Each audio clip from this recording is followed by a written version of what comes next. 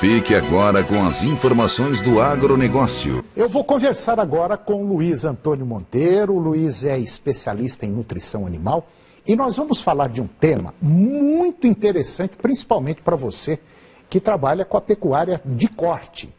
E nós vamos falar desse tema que está ligado desde a concepção da vaca, da formação do bezerro, até o abate. É um assunto importantíssimo que você vai ter uma visão muito ampla desse espaço que tem, desde a prenhez da vaca até o abate do bovino. Luiz Antônio Monteiro, bom dia. Bom dia, Toninho. Tudo bom? Muito bom, muito então, tá bem. Bom. Luiz Antônio, de maneira geral, a gente já vem também batendo muito aqui no nosso programa, a gente tem falado o seguinte, que de maneira geral, a maioria dos pecuaristas não tem aquele cuidado que deveria ter na condução do processo produtivo.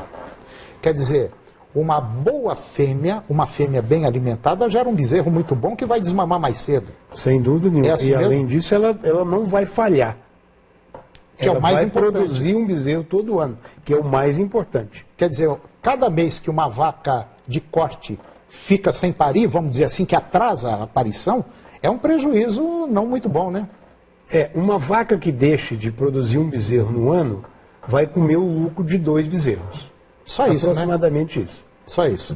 Só isso. Quer dizer, e o pecuarista, de maneira geral, como pelo fato da maioria não fazer conta, ele vai tocando, né?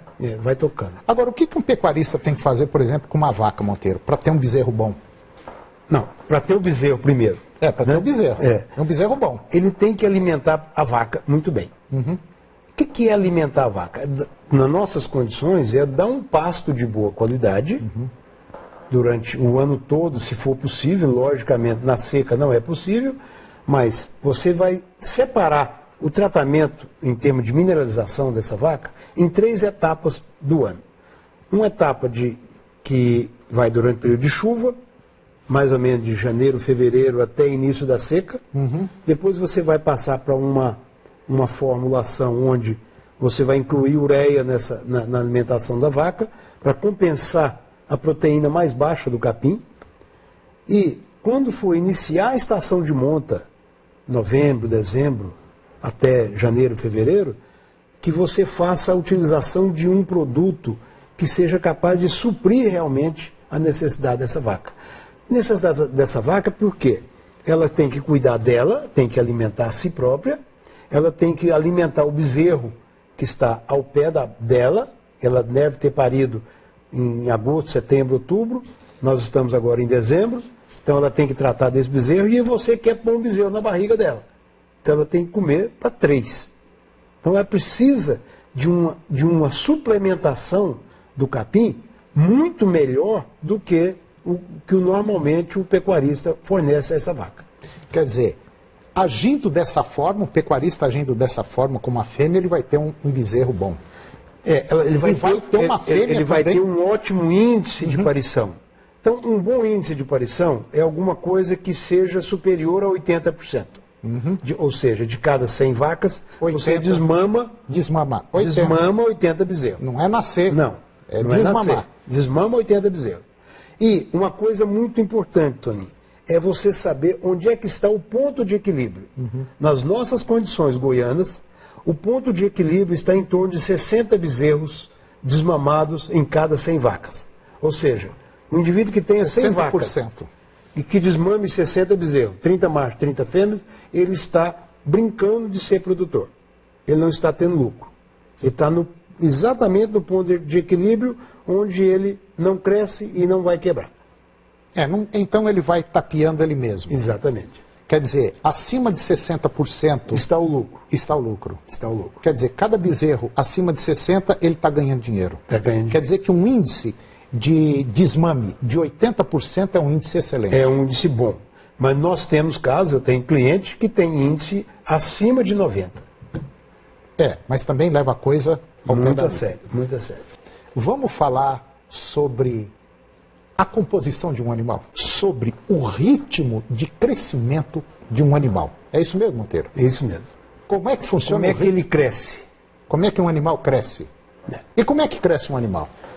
O animal cresce em ritmo diferente. A primeira coisa que cresce é o esqueleto, os ossos, tecido ósseo.